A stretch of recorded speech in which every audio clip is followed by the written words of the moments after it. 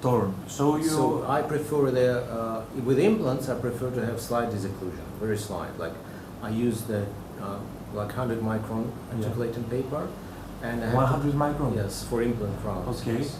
And because usually the periodontal ligament of the teeth has a range, and this range for different patients is different. So I prefer to have like 100 microns because for the food chewing, it's not it will not affect anything. When we clench, it's better not to have clenching on the implant crown. So I work a lot with occlusion, and I know from all the functional lectures of my life that I've listened to, and I've listened to a lot, the most useful was Galip Gurel's lecture. Really, because he gave the most, I would say, applicable advice in my career. He said to me, as about function, you take two sides, two colored horseshoe articulating paper, red and blue. You ask the patient to tap on the red articulating paper and do all the chewing movements and lateral intrusion, protrusion. Then you do just tap, vertical static movements with blue color. And on posterior teeth, whatever is red, you grind. And posterior teeth? Yes, whatever is red, you grind. Whatever blue, you leave. And believe me, that's the best advice that I had in my career. So he's taking everything out from the occlusion. He is taking every guidance path from posterior tooth. So posterior teeth only for the static, not for the guidance. I leave all the guidance for the front of teeth. Yes. A posterior teeth, vertical, static. Guidance, anterior teeth. That's it. And for that, do you know Masahiro Kawata? Have you seen his book or his concept of anatomy? He has these 3 planes of occlusion, and he does the slope of the cusps in 2 angles, not in 1 angle. So his slope, for example, of the premolar, if this is, for example, apex, the tip of the cusp, it's not like that. His slope would be angled, so you go and you make more angle near the tip. In that case, you will not have this kind of very strict marks. Look at it, because his anatomy, what I usually do, because I couldn't influence technicians I work with, so what I usually have is they give me the straightforward, very straight line of the incline of the cusp, and I just take the burr, and the last millimeter near the tip of the cusp, I do another angulation with more angle, more open angle. That makes the whole difference for the patient, because they feel freedom, they're not restricted, that they can chew, and you protect your teeth.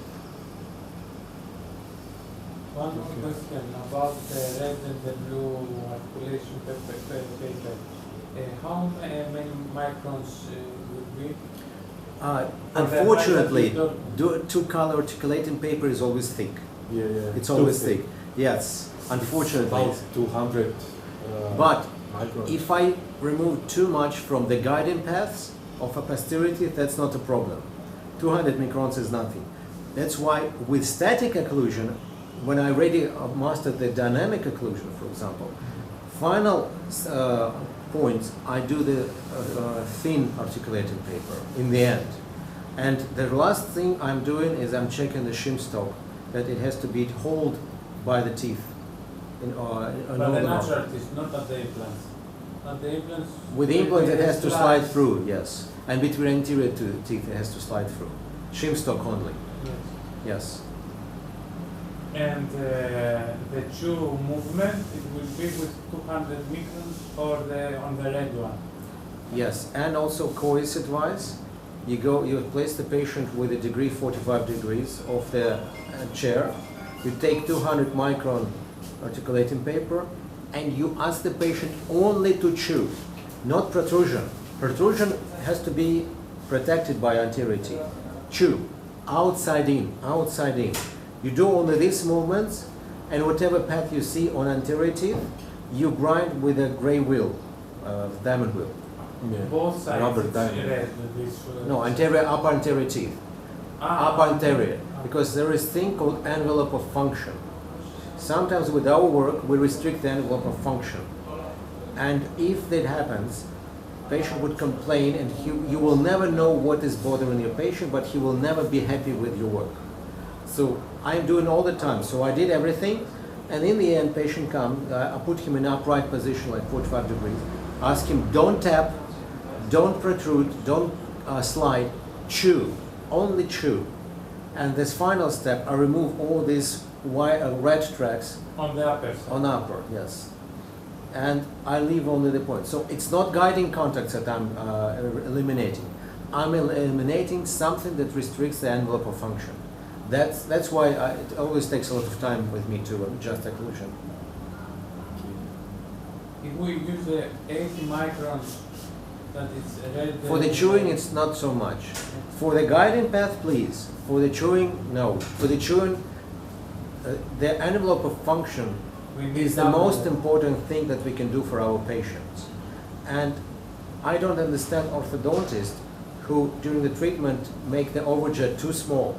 From the standpoint of function, big overjet is not a problem. Too narrow overjet is a problem.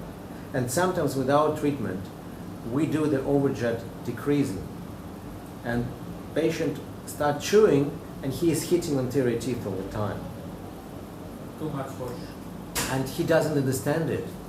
He will not realize it with his head that he is hitting anterior teeth. He would say, I don't feel comfortable. It's chipping, it's grinding, word on occlusion and everything. Envelope of function. That's very important. When you realize it, you'll have much less mistakes and much better occlusion adjustments in the clinic. And that is what technicians couldn't do in articulator. Technicians could not produce chewing movements. Yeah. You can only use the principles of envelope of function, but you could never test it. That is important. So, Josh, can we make a small break? yes, of course. We're very flexible. Yeah.